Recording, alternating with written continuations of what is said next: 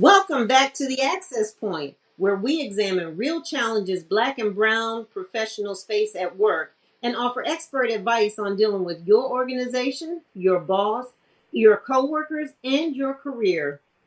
I am Dr. Wendy M. Edmonds. I am an author, management consultant, and interim chair in the Management, Marketing, and Public Administration Department in higher ed. My area of research is toxic followership. That's right. Why do people follow bad people? And I am a workplace toxologist helping you to dismantle the poison people bring to work. Now, I am not alone. I have a wonderful co host, Dr. Lonnie Morris. Dr. Lonnie, let's roll. Thank you so much, Dr. Wendy. It's always a pleasure to join you for the Access Point. It gives me such joy to have these discussions every week. I am Lonnie Morris. I am a management consultant and professor. I spend most of my time helping really smart, talented people unravel crazy situations at work. My goal is to always help you hate your job less, and we do that here through the Access Point. Before we get started, I want to make sure everybody checks us out on Flipboard. You go to flipboard.com/@theaccesspoint for all the links to the articles and readings that we'll mention in tonight's discussion, as well as all the previous episodes. Well, you know how we do it here. We keep it real. So here's our disclaimer. The thoughts and views expressed in tonight's discussion do not reflect the views of any organization with which the host or guest may be affiliated. That's always safe for me, because otherwise I'll just fly off at the handle. We have an incredible guest today, and I'm so excited that she's going to join us for this really, really important conversation. But let's talk about the guest first. This is Dr. Ayanna Lynch. She is a compassionate mental health professional, conscientious consultant, and engaging educator. She is the principal consultant at Logical Psych Solutions, LLC, where she and her business partner and husband create spaces to challenge limiting cultural beliefs and cultivate spaces that elevate humanity. She is a scholar champion of women, and she uses intersectionality to examine psychosocial experiences, including the perceptions of inclusivity in the Me Too movement. I want to hear more about that. And the plight of women in university settings, anchored by her collaborative published work called Watching and Waiting to Exhale, Affirming Black Women in Academia. And it's the lead chapter of a book that came out last year called The Ivory Tower: Perspectives of Women of Color in Higher Ed. Like me, she credits her California roots, at least in part, for her deep commitment to diversity, equity, inclusion, and belongingness. She earned her bachelor's degree and PhD from the Mecca, Howard University. And like my mommy, she is a self-described fanatic of the Golden State Warriors and Prince. Dr. Lynch, welcome to the Access Point. Don't forget those Oakland Raiders. Thank you. Westside Atlanta. I had to say it there. Thank you so much. Thank you so much. We're ashamed to say Commanders around here. Go ahead. Thank you so much for this invitation. That was a wonderful introduction. Thank you. I appreciate it. Thank you. Thank you so much. I think there are a few things that are sort of framing our conversation today. And we're talking today about your purpose and your work. So making the connection between your purpose and your work. And I think we need to first recognize that part of this conversation gets into mental health and how that's why we have a clinical psychologist here, right? A clinician. And World Mental Health Day is coming up next week. That's on October the 10th. So it's important that we begin to get ready if you're not already ready for that. And I think we'd be remiss, particularly as everyone associated with this show is an HBCU graduate, if we did not send out our prayers and love to the community of my alma mater, Morgan State University, that experienced the shooting this week, campus shooting this week. And I know the homecoming festivities were canceled. At least all the formal activities were canceled for this weekend coming up. So you get our love from the Access Point and from all the family at Living Corporate. Absolutely. So let's start this conversation here, ladies. And I so our producer wrote this about this episode, that work can be magical when it intertwines with your life's purpose and reason for being. And I bust out laughing. Like, what is that? Who works there? Where's that been? I've not experienced that. So, so Dr. Ayanna, help us understand, what is he getting at here? What are we talking about? What is it that we want people to understand about purpose and work? What is that? Thank you. I love that description too. I'm wondering if they're hiring at the place that he described. Sign me up. No, but I think it lives in our imagination, and for some people, they live that out every day. That's what it's very aspirational, right? That we hope that when the work that we're doing, and that's certainly what we tell young folks, when you find a job and it's your passion, you do what you love, it won't feel like work. It won't feel, and what we mean by that is it won't feel like the day-to-day drudgery. You will enjoy working with people and going to the places and doing the task and the responsibilities that you do, and you won't have to be paid for it. And that can be very affirming. That could feel very magical. And that many people search a long time for that. Some people have never been guided in that way to think about work in that way. But there are many people who look to find that alignment between what drives them, what fuels them, what really gets them going and wakes them up in the morning with what they are paid to do. And so optimally, aspirationally, the work that you do should feel magical, and it should feel like an intersection, a merger between the things that you love to do in life and the things that you are tasked to do or responsible for. That's beautiful. I feel like I'm floating on a cloud right now. I Dr. think I'm Wendy. going to cry.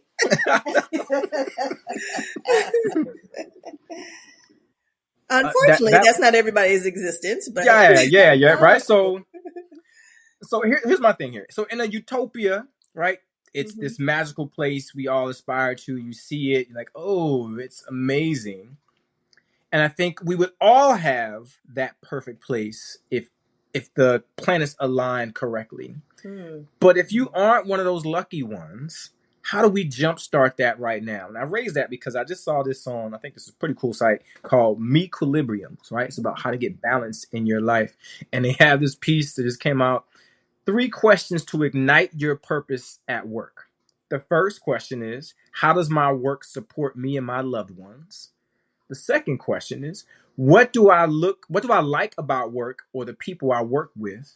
And the third one is, how do I make a difference? My question to you, Dr. Wendy and Dr. Ayanna, Dr. Wendy, you go first on this, is what else is missing from this? What else we need to have on this list? Well, I want to go back to the very first part of this. The how does my work support me and my loved ones? Yeah. A lot of times when people come to work, it may not be that utopia. And so they then refer to it as their ministry.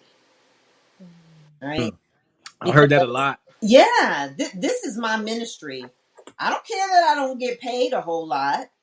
I don't care that my stomach hurts coming to work, right? God loves what I do.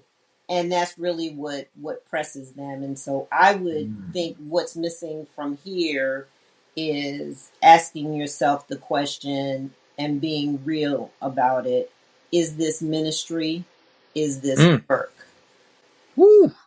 That's deep.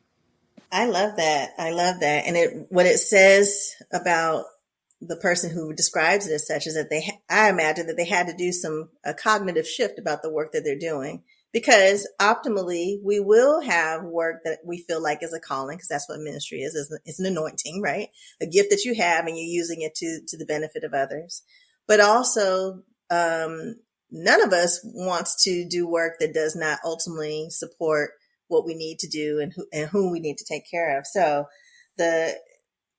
to be able to feel fulfilled in doing ministry, even though it may not support the initial goal, I feel like there has to be like a cognitive shift to accept the fact that you're doing something that you're led to do, that you feel like is purpose driven, but it may not fulfill the financial or the support that you feel like it has. And I actually feel like that's where people sometimes get stuck. Either 2 ways, like you feel like you're doing it for the good of the order or for the benefit of others. And that, not to say that that's not fulfilling for you too. But also we can stay stuck, whether we call it ministry or not, stay stuck in places that, do support our families, do provide the sustenance that we need financially or otherwise. And I'll even use the gift of time. I know I'll just use myself as an example in education. Ooh, It's y'all hard see to me give up. shouting over here. It's hard to give up those 3 months in the summer, winter breaks, and spring. Where are they going to give me that much time? But and I know there's other educators like, yeah, there might be times where you feel like this is not it, but you feel like it's paying the bills, it's providing the support, or it's giving me the room to do the other things that I want to, right? So I think it could be one, I'm doing great work, but it's not living up to my expectations or my desire for the support, or this support is really good and how am I going to give that up? And therefore I will drudge through, I will thug it out, right? Through something that is not fulfilling me. Doesn't feel like a purpose or purpose driven work. So I'm laughing at the juxtaposition of the purpose driven work and the ministry with thugging it out. Because I feel like I've done all three, and sometimes How in about the Same same day. job. How about that? Same day. What is happening here?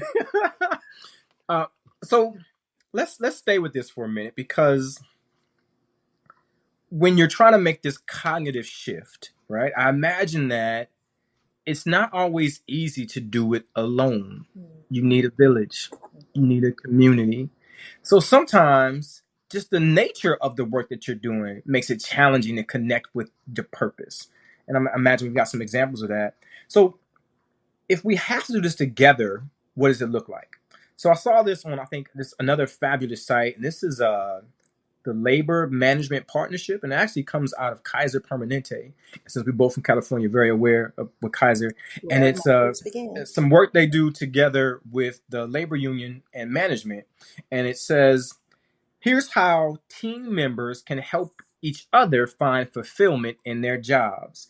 And what I love about what they're doing with this effort here is they have one of the focal areas for this labor management partnership is joy in work. So this comes from their joy in work area. First thing it says is discuss at team meetings what is important to you at work, what makes you have a good day, and what gets in the way of you having a good day. Practice wellness and resilience. Take a walk when you need to. Maybe start every meeting with a 1-minute meditation. And I've experienced that in one workplace. Celebrate each other. Create formal ways to highlight each other's contributions to your journey. Work on projects that are important to the team, not just important to the organization and what's happening, right?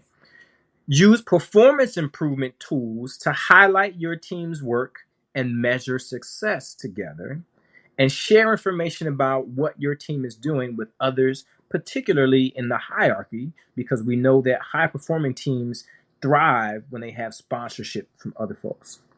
So my question to both of you, and Dr. Ayanna, you can start with this. So what else do we need people to do to make this happen?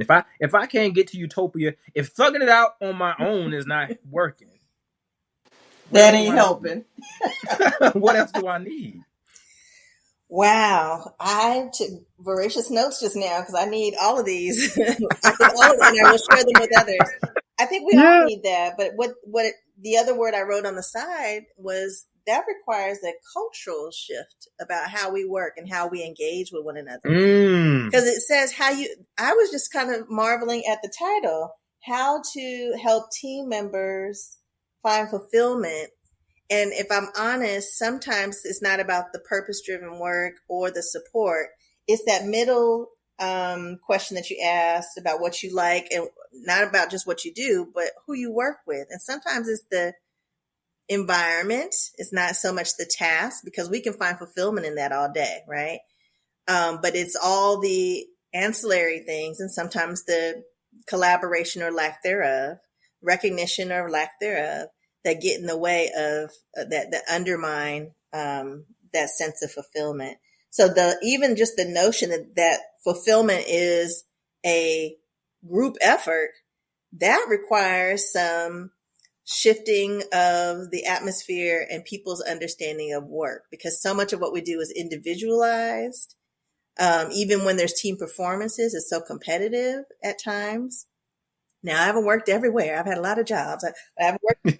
There probably are many places where that might be more of the standard, but I would imagine where there's some struggles with finding that fulfillment or keeping that afloat, it usually has to do with the a dearth in this particular area. So I love these ideas.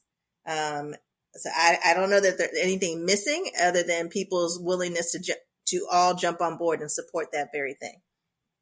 I love that.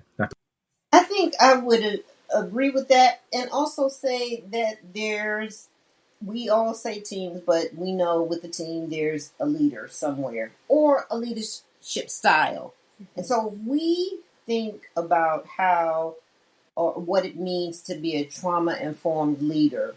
We are constantly thinking of ways to build our teams, right? Because we're going to respect what's going to help people to overcome the barriers that they come to work with. They don't stop it and drop it at the door and walk in and leave it there. They bring that to work. So I would say that if we get in a habit, people will follow the behavior if you are authentic and you come to work specifically to support others. That's your role in helping them to feel better, even if it does just take a moment of silence or a moment to meditate. Just for that time, you're helping them to be resilient. You're helping them to create this whole culture, as Dr. Ayanna said, so that they can begin to grow and thrive at work. So I'm taking a moment of silence right now for all the places I worked where they didn't practice wellness and resilience, where they didn't use performance improvement tools to highlight the How work about we were that? doing, where they didn't share information about the team, where we didn't talk about what makes you have a good day, because that's pretty commonplace. And I would imagine that the people who we've worked with and the people that are listening to this and say, hey, I haven't been there, right? We say, that's utopia. Tell me where to find it. I'll go there. And it's disenchanting to know that something like this, when you read it, when you hear it, sounds so simplistic. But we know that the nature of organizations isn't that easy, right? That it takes what you're talking about here, Dr. Ayanna, is a cultural shift to get there.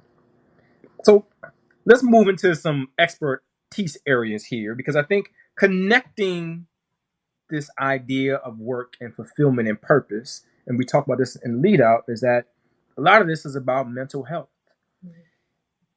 At least getting to your purpose in some form is related to that. So I wonder, can connecting to our purpose at work mitigate what I think is the mental health crisis that we're facing in the workforce right now? So I just saw this, in essence, highlighted this week, that there's some new data that reveals that that mental health challenges are now the number one workplace injury. And so this came out of a new legal platform called Atticus, and they've got a study that just came out, said the most commonly reported workplace injuries are stress and anxiety related. And so that's over 50%. And people, we know, we have some other reports that people are more burned out now than they were at the height of the pandemic. So back in 2020 and 2021. And that we also understand from their work that emotional and financial troubles, which lead to anxiety and stress, right, are directly impact your mental health. So my question for you both is, if we work on purpose, if I find people to do these 5 things about with my team, is that going to help us mitigate this? Are we going to stop this rise in mental health crises at work?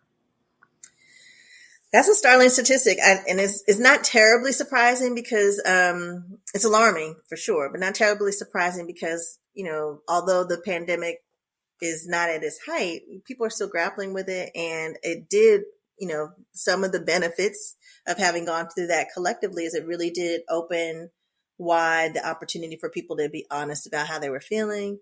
The stress became so palpable that people were willing to talk about it. And there were so many things going on. We know there were, several pandemics happening at the same time. So I think it really elevated people's openness to disclose things that were happening all along. So I don't necessarily think these are new cases of stress and anxiety. I think we have more people who are willing and open to share that. Yeah. and recognizing too the impact that stress and anxiety is having in the workplace. So I think people are more open about it. However, I do think, going back to that list, I think that if we had more, because what it says to me, the other thing is that You it like really that. goes, I do, I love the list. I'm it's on my wall. But what it reminds me is just similarly, because I think the pandemic opened this up too. We were much more, because we were coming live from our living rooms and other places, and it really, we see the dog walking by and the kids and the camera. It really did humanize us, right, in lots of different ways. So I think that list really gets to, like, let's pause for a second. Yes, there are tasks to do, there's projects to manage, there's things that need to be done, but let's have some human moments and just check in with one another. I don't think we do that often enough. So yes, I do think if we did take those moments to think about people as opposed to tasks and projects and the to-do list of things that need to be accomplished, and we get to the people behind it, recognizing that the two are inextricably connected, then I think it would take some of that burden of people pushing through their stress because they think it will have some financial implications, or because they feel like they can't afford to take the time that they need. And then, I think I think you would see some dips in that. And people would feel like they could take the breather that obviously they so desperately need. Yeah, I think one of the things about COVID that was so real is that everybody was suffering it together. Mm-hmm. It's different if it's just me, you, us, or them. Yeah. It was everybody suffering at the same time. So acceptance was something that was necessary and needed for everybody. It's different if you are from the Black and brown community and you're suffering in silence. Talk about it. Mm-hmm. It's different when the cultural differences are the unspoken cultural norms are not talked about. They're not discussed. Mm-hmm. That causes anxiety in itself. So when we think about what it takes to be open and have these conversations, these what do they call them? Listening circles where everybody gets together and You work where they do listening circles? I've never had that. We have workplace envy over here, right? Like, wow, right, you do that. Where is that? Sign me up. right. So when we think about having those spaces and making spaces for that as a norm, we'll have a different outcome. And that's what we all for. We all want different outcomes. I'm so glad that you started in with the what does this mean for Black and brown people? Because there are two things that I saw this week, came across this week that relate to this specifically. Both of them come out of the summertime when we were on break. And so something came out. There's a study from the Hartford. I'm going to talk about that in a little bit, but it was also brought out by ALM Global Benefits. And so they're looking at this study about how Black and brown people show up in this space. So listen to some of this. This study they did, published in the summer, says when Black people at work were asked to tell us, do they have a sense of belongingness where they work? 49% of Black people said yes. 55% of Latino people said yes versus 71% of white people. When Black and brown people were asked, do your values align with your company's values? Only 42% of Black people said yes, 50% of Hispanics, while that was over 60% for white employees. Do you have a strong personal connection with your coworkers? I love this one. 47% for Blacks, 40% for Hispanics, over 60% for our white colleagues. Mm-hmm. And of the Black people surveyed, Black employees surveyed in this, only 38% of them felt company leadership supported them with empathy and interest in their personal lives. And only 41% believe they worked in an inclusive environment where they can discuss issues openly, including their mental health. Mm-hmm. So my question to you, sisters, is what do we do when it seems like the odds are against us in this fight? Mm-hmm. Still against this because Still this against. isn't new, right? It's interesting. We think that we'd like to think that things are getting better, and they are. We're definitely, as a DEI consultant, I do professional development trainings with people in different places and spaces. It's usually people who are not necessarily Black and brown. And so it doesn't surprise me that there's different perspectives of belongingness and inclusion. But that I don't necessarily think that that's new because many, I don't know to what extent these are the people who are polled are working in diverse spaces because that matters, right? We have a lot of people who are the first, the only, the different, one of a few. Those things I definitely talked to impact. three of them today. Yep. That definitely Yeah. impacts. But we also know that even when you're in places that superficially look inclusive and diverse, I should say, diverse does not necessarily imply belongingness, inclusive, because even amongst Black and brown people, all skin folk and kin folk. So there's that too.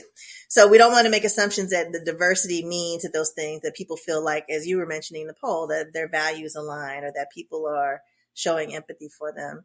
But I'm the part that I think stands out to me is like we've been contending with that for a long time. I don't think we come in with an expectation that we're going to have inclusion and belonging. We're there to do the work and we get along with our coworkers and do what we need to do. And work is not a place that I think most Black and brown people expect to bring their mental health issues. In fact, that might not be a psychologically safe thing to do, right?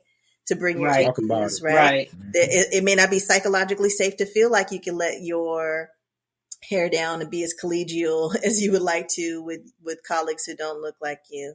So I'm not necessarily surprised by that. But I would be interested to hear that conversation, to hear people who are not Black and brown hear those gaps in that perception. Cause I don't think they see things that way. Yeah. I think they'd be surprised by that. Mm. I would also say that it's situational, that belongingness. So I could come to work and they pretend that they care about my well-being. And when I see them out in public, they give you that eyeball. Like, don't come over here. I really don't. Mm-mm. I don't know. And I remember They the first, don't invite you to their listening circle. what? I remember the first time I experienced it. I was like, oh. I mean, the eyebrow goes up. It's like, don't come over here. I don't know you. I was invisible. I was invisible. So to the extent that I feel as though I am a part of the organization at work, I want I want it to be authentic, not pretense. Out of Mm. And so that's the part too. So we say it's almost like having all the content on the website that looks so good and beautiful, but when it comes down to it, it's just temporary. It's only like in between these hours, 8 to 4, 8 to 5 kind of thing. And when that's done, Yeah, I agree that it's situational too. It's not to say that there isn't any sense of belongingness, right? Especially when you have, that means that there's quite a few people who do feel like there's that they feel included and belonged and a sense of belonging. It may not be overwhelming because there's lots of different people from different walks of life and experiences. So I'm sure that there are people that people, Black and brown people, work with, that they feel like they can have those kind of relationships. It probably is not to the overwhelming extent that people who are not Black and brown, a sense of comfort level that I don't think most Black and brown people get able to enjoy. So what's really interesting about this is it reminds me of times when I've said to colleagues that I don't feel like this is my tribe, right? And I remember working in two different places and saying that multiple times. And it's for different reasons. Not that I wasn't connected to the work and the work felt purposeful and I knew the impact that I was having. I knew the things that made my day go well. And I was celebrated in that space.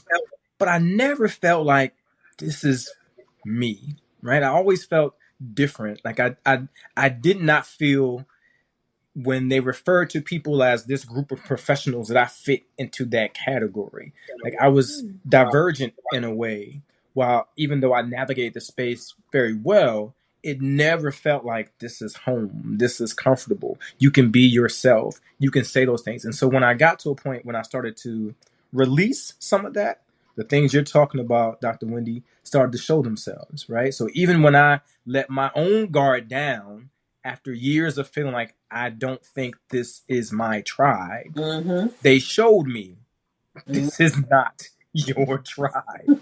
You were not wrong. Where they say psych. Is that what they say? Oh my gosh, that is the worst. So when we think about it from this black and brown perspective, and definitely looking at the gaps and how people perceive belongingness and values and connections, what we also see is that in this world of work from anywhere, it is even more challenging, right? So Gallup did a poll. Well, Gallup has something come out, and they do studies all the time, right? Late August, and it says, are remote workers and their organizations drifting apart? So follow this. 28% of the people who were surveyed who work exclusively remote feel connected to their organization and the organization's mission and purpose. Only 20, so less than 30% of people who work exclusively remote feel connected. So the highest of these people would be 35% for people who worked on site but could work remotely if they want. So we're still talking about under 40% people who are working away, which I prefer, and I've been working away and remote for the last decade. That is the lowest stat for this since 2011. So before pandemic. And what the data show is that because we've got all these new tools, that people, even when they work remotely or hybrid, they have access and equipment to do whatever they need. So they can get the work done, but they feel less connected and less loyal to their organizations. So when we take all these things and these stats and we pile them on top of each other, how do we unpack this remote, hybrid, work from anywhere? Because, last week I worked from Hawaii. Week before that I worked from Florida. So when we start doing You those things, show off. I'm searching for my listening circle, Dr. Wendy. My listening circle, utopia. So how do we unpack that? Wow. I even think about the employer at this point too. They have a responsibility for making the employee feel a part of it. What happens is that when you have the technology and you begin to just do your job, it becomes mechanic. You're just going through the motions.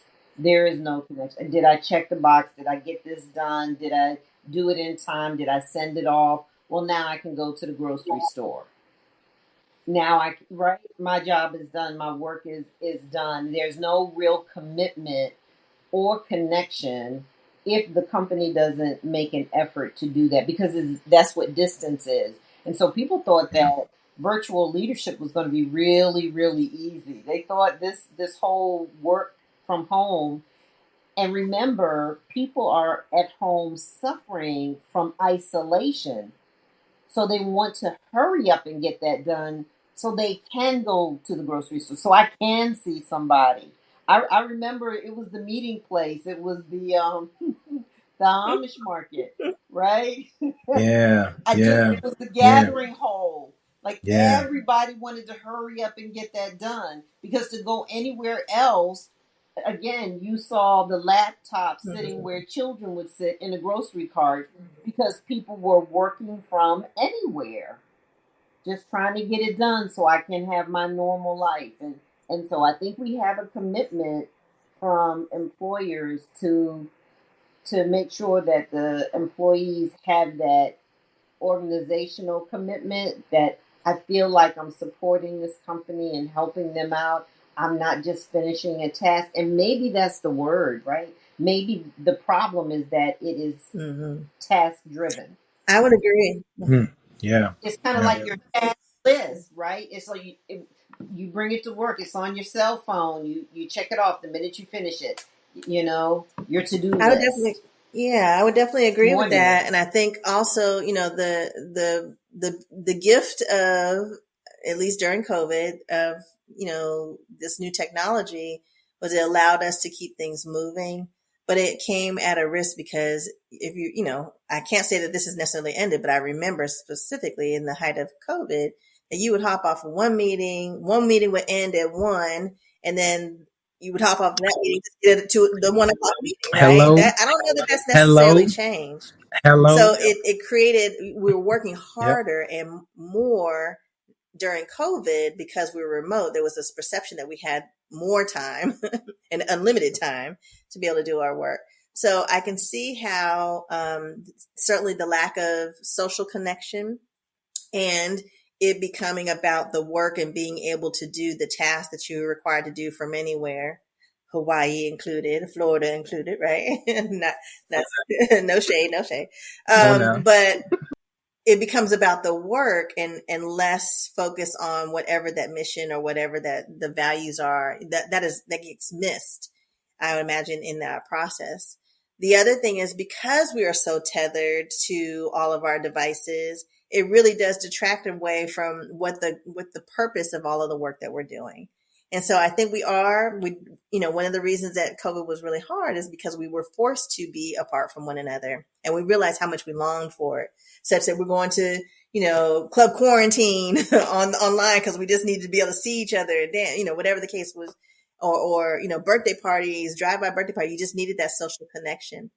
I would imagine that in a workspace, you need that same thing. They need to be reacquainted not only with the social aspect, but going back to your point, Dr. Wendy, about the leadership, helping the leadership and the company and the employees stay connected, stay grounded to the work that they're doing, and to know that it means something and they're contributing to something. They're just not checking things off. I think that goes back to that purpose driven, right? If people feel like the work that they're doing is valued, that it's contributing to something bigger than them, is not just, about their performance review or whatever the case may be, then that connection is not just social. It's also about connected to what feels good and is important to them. I think there I was love that you go ahead. I'm sorry. Go No, ahead. go ahead. No, I was just saying that I also think there was a fear from employers that they had to make sure they were getting their money's worth out of you. So that also contributed to the back-to-back calls, the imposing on your personal time. Like there were no boundaries. There was no line of demarcation after 5. You cannot call me because I'm home. Right? I think there was some fear that was experienced, but not really discussed. It was really not knowing how to do this thing that showed up in March of 2020. And Dr. Wendy knows this. I actually formerly blocked a supervisor from calling my phone. Couldn't take no more. Went into settings. I'll tell y'all how to do it, right? Go into settings. Block this number. This number cannot come through with a text or a call anymore. I love It's it. over. Had enough.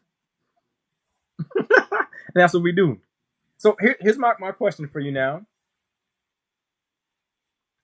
Because I saw this in Forbes, right? This was maybe the end of last year. 10 signs you could be working yourself to death in a hybrid world. Now, these are actually not, so the death part is not funny, but I think when we think about this holistically, so it's rushing, right? You got to get things done quickly. Over control, you are failing to delegate, don't want anybody else to handle pieces of it. Perfectionism, I know nobody on this call, nobody's listening deals with that. Strained relationships in your personal life and family because you're focused on work. Work binges, and this was a new one for me, that you experience a euphoria from short deadlines. So you compact everything into short pieces and you're excited around, I've only got 6 hours to finish this. And that gives you, there's an adrenaline rush. Restlessness, you feel like you have not earned the right to relax because you haven't gotten enough done. I never heard of this concept, brownouts.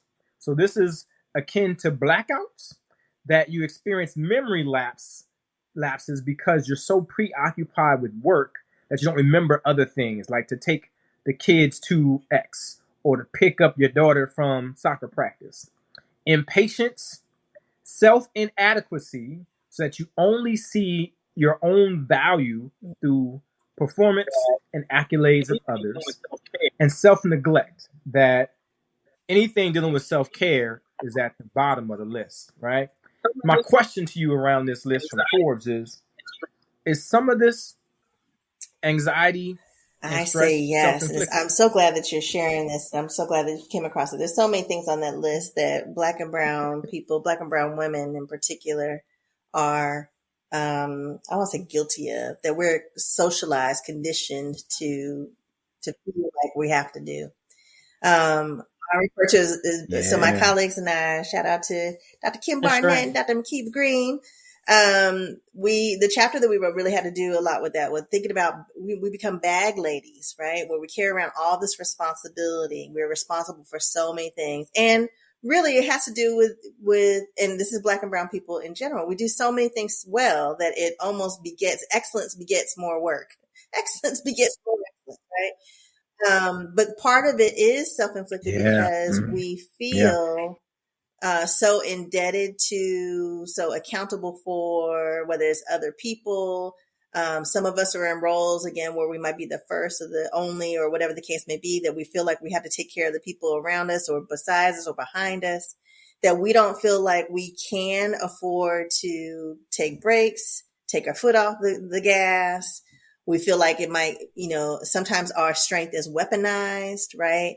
Where it, wow, that's a whole nother You episode. preaching to Invite the me back when choir we talk right here. about I'd that. have been there. Say But that again. really, like, so on the one hand, people are constantly, praising you for your strength. I don't know how you do it, but then that comes with, a pitch for 3 more things that they need you to do, right? But then when it comes down to performance evaluation, then it's like, oh, well, you have so many things. If only you did 10 Yeah. other things. You got so much on your plate, right? You hit Yeah. that So right all there. of those things. So much So on it your plate. does create this sense that you can't afford, like, that there's so much attention on you, or there's so much expectation, or your own expectations, right? That you don't feel like you can afford to take your foot off of something or to delegate something because you worry about the cost. Sometimes there is a bit of, I think you said, perfectionism, right? Or over control, where sometimes we feel like if we let so-and-so take over, they're going to muck it up. Can't for that either. So we hold on to it because you feel, right? You can't afford to take your feet off of it. You don't want it. It's stressing you out, but you can't. You're afraid it's going to fail without you, right? And it may very well, I and we just don't do it feel like we can myself, let it girl. go. So I think we have to remind ourselves that our first responsibility is to ourselves, and it's okay to say no. It's okay to let things ride. It's okay. They'll be all right. And if we don't I know you said that. Or they won't, and that has to be all right. That has to be all right, and we Or have to they know that won't. onus Or would they not be won't. on us. Like, it has And to it's be, still okay. let the onus, with the chips fall where Yeah. they may, and the responsibility go where it should, because you can't do it all. And when we decline to take rest or don't take rest, it literally will kill us. I know we can't speculate about what the actual cause of death was for the unfortunate demise of 2 college Black presidents recently. But it would not surprise anyone, I'm sure, if we ultimately learned that it was stress related, of having too many tasks, the burden of too many things to do, too many Yeah. responsibilities, and not enough balance and rest.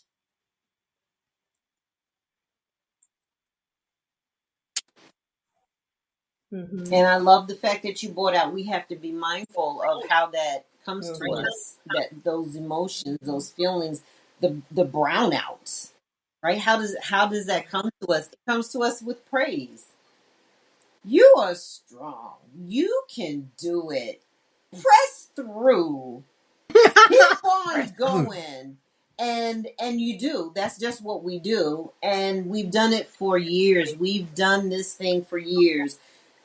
I mean, this is from back in slavery days. We took care of our own families, our own children, the fields, the cooking, the everything, and massa and their children and their houses for their convenience. Mm-hmm. And we pressed through.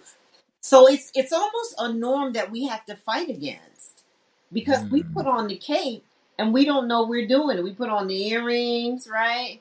We'll put on the pearl necklace, dressed up in the suit, and come back in the house and get the cape. Mm-hmm. Just to make it through the day. One more day. And I have to tell you that I have just been distraught over the deaths of those two presidents. I have absolutely been in extreme distress. And when I think about just the part of the article I read, we're 40 years in the industry, 40 years, and you finally get that position in April, and October you're gone. That I took personally, like that really hurt, because I know, we all know what that's like to strive for that, find that place, and you self-actualize. Like, here's what I've been working. And I just want to add to that. Right? And I know we're speaking of President Joanne Epps of Temple University and Dr. Aretha Montague of Volunteer State Community College. I hope I get this right. I think I read that President Epps specifically was planning to retire. So she was seeking rest, right?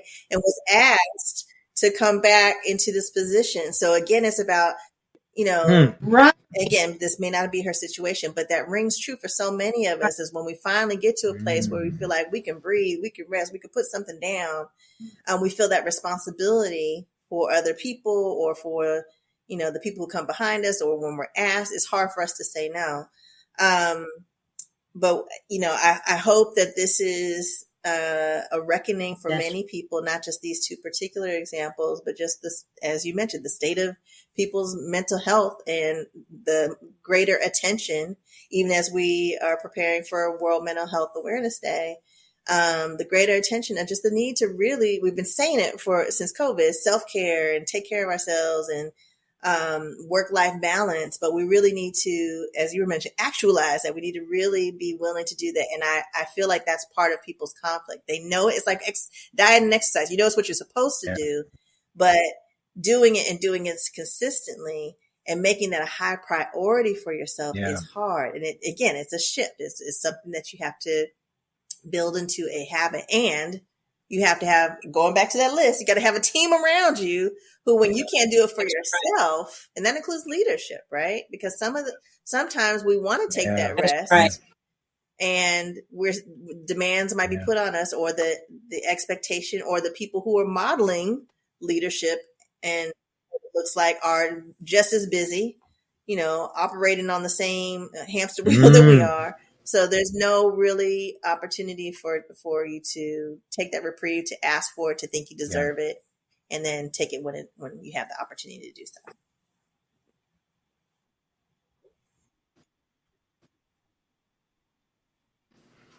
so.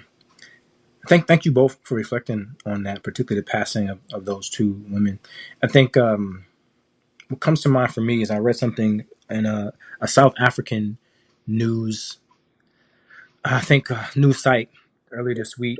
It's called The Independent Online. And it's a story about a court case where someone who was stressed and anxious about work and reported that stuff to a supervisor, started seeing a therapist, brought the reports, and was declared clinically depressed to work, and still had to deal with the competing demands. No, you can't take a break. You can't do those things. And so when he started to pull back from work and disconnect in an attempt to protect himself, he got fired, right? You're no longer engaged.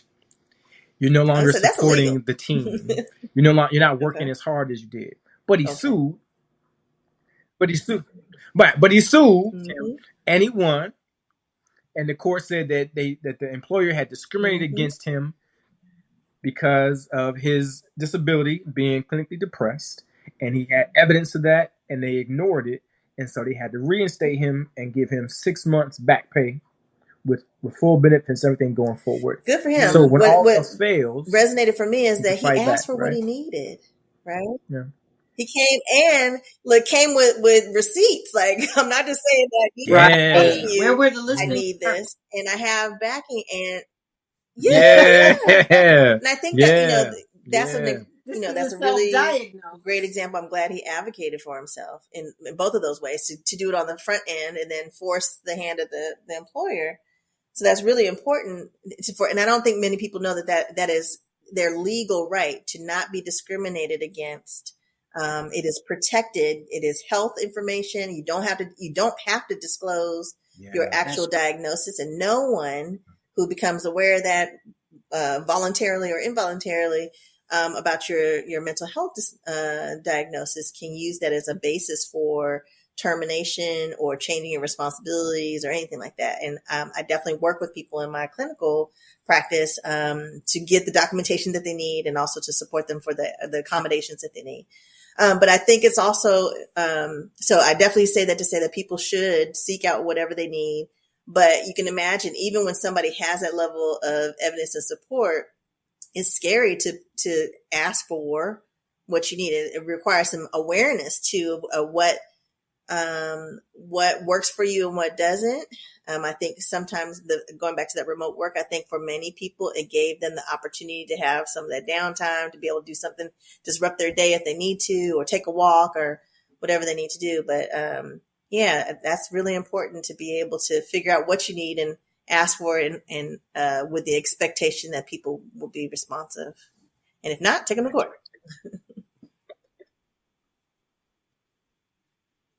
The expectation. Absolutely. Any thoughts on that, Dr. Wendy? I absolutely concur. I tell you, you can't ignore the information that is coming to you. This is the price that you're going to pay.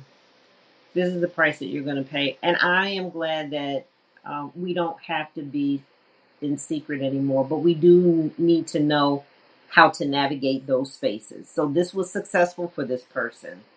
It may take a while for other people, because just the fact that they're detaching themselves from their work may be something that they wanted them to happen to this person, right? That's true. Maybe they'll just go away. So it doesn't Yeah. always have the happy ending. It doesn't Right. always have the happy ending. Mm-hmm. Yeah. So we talked about a lot today. I think in my own reflections of this, and we always categorize our learning in 4 different areas. For employees, when we're thinking about purpose and work, we're saying, ask yourself, is this ministry or is this a job? Question if you are making a cognitive shift for this anointment, because it requires mental work. Don't get stuck, Dr. Ayanna said, for the good of the order, because I've done a lot of good of the order stuff. If you are tethered to your devices, you are disconnected from your purpose. If you are tethered to your devices, you are disconnected from your purpose. What behaviors are you perpetuating that are destroying your purpose journey? Right? We got a list, multiple lists of those. You are your first responsibility. And ask for what you need, Dr. Ayanna said, and come with receipts. For supervisors, leaders, and managers, question, how are you supporting the people who come to work with a demeanor to support others? Because that's not always embraced. What can you do to humanize the people on your team, the work, to focus on people rather than tasks? Are you creating a safe place for people to bring their whole selves? Figure out where the gaps in perception about belongingness lie and address those immediately. Are you helping people connect to the organization rather than just get the job done? This is an important one for me because it's happened to me. Figure out if you are and how you are weaponizing people's strengths against them. I've seen it time and time again. Recognize who in your team is wearing the cape, the savior who wants to do it all, and save them from themselves. For groups and teams, are you willing to jump on board to shift the culture? Because we just heard today it takes a village. It's not just one of us. It takes a village. How are you creating protocols to support each other when somebody needs to take a breather? So you get that nod, get that shoulder. We know what's happening here. Where at your job is your listening circle? I've not seen one. I'm searching for it. I'm going back to Hawaii to find mine. Are you authentic in how you engage? Or when I see you outside of the office, are you telling me don't come over here? This is an important one for all of us. Let the chips fall where they may. They'll be all right. But Dr. Whitney said, oh, maybe they won't. From an organizational perspective, remember that the idea of a magical workplace is fictional and aspirational. People want that. You got to build it. Decide what is the cultural shift you need to make in your organization to help people get to this promised land of purpose and fulfillment. Who are you recognizing along the way? How are you promoting community along the way? How do people in your organization understand work? That's a significant part of your culture. How are you supporting, Dr. Wendy said, how are you supporting trauma-informed leaders? People who come into work with all the baggage, the bag ladies and the bag dudes who try to navigate it all. How are you supporting them? And what we really want you to do is create tools and strategies to connect people rather than just to connect hardware and software. That's what it's about. My question to you, ladies, if people are not considering the things we just went through, the things we just discussed, all the lessons we just pulled out, what is the tax that they pay? What is the cost for Black and brown people who are not listening to anything we just said? And perhaps Dr. their Ayanna. physical lives. This is serious. As you mentioned earlier, people are stressed out, and we have to make choices that affirm us and be in places that affirm us. And if we can't, if we're not getting what we need to keep it moving. And if we can't move, then we need to shift what we need to do so that we can keep ourselves whole. No one else is going to do it for us.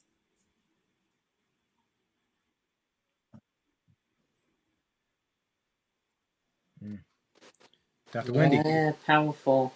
Thank you, Dr. Ayanna, for that. I think that if we are not deliberate about shifting the paradigm and moving into a space as cultivators of healthy experiences, there's going to be some suffering. So Black women and Black and brown women in particular, we need room to make mistakes and receive grace to help us to overcome them.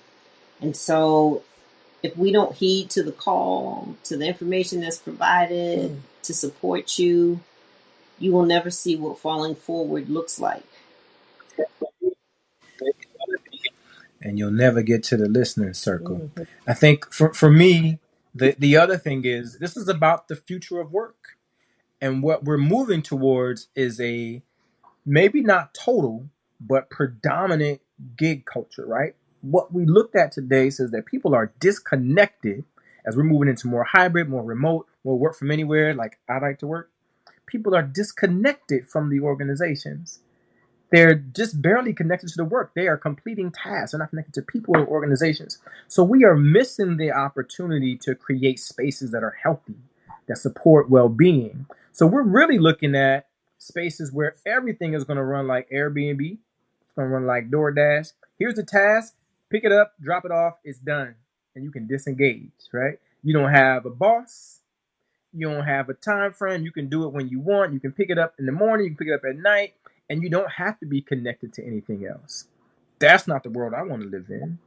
That's not the world I want the young people in my life to live in. I want people to still feel connected, to still be connected. That's part of how we all get to feel whole. That's how we connect to purpose. That's how we're fulfilled. We got some work to do. As always, it is an exciting time to share this space with you, Dr. Wendy. Thank you so much for being a wonderful co-host. Dr. Ayanna, you are masterful. And thank you for sharing your expertise and perspective with us. I learned so much from listening to you, and I hope our listeners take away so much more. I'm sure they're much more intelligent than I am. For all of you who are listening to this, thank you for joining us on the Access Point. Let's keep the conversation going. You can listen to the Access Point wherever you get your podcast. Like, share, comment, subscribe. And if there's something that gave you an aha moment, something that resonated with you, you got a question, you got thoughts on a future discussion, please use the hashtag TAP Reflections. That is TAP as in the Access Point Reflections to across any of the social media channels. Let us know. Have a good night. See you next time. Be well. Living Corporate is a podcast by Living Corporate LLC. Our logo was designed by David Dawkins. Our theme music was produced by Ken Brown. Additional music production by Antoine Franklin for Musical Elevation. Post-production is handled by Jeremy Jackson. Got a topic suggestion? Email us at livingcorporatepodcast@gmail.com. You can find us online on Twitter, Facebook, Instagram, and living-corporate.com. Thanks for listening. Stay tuned.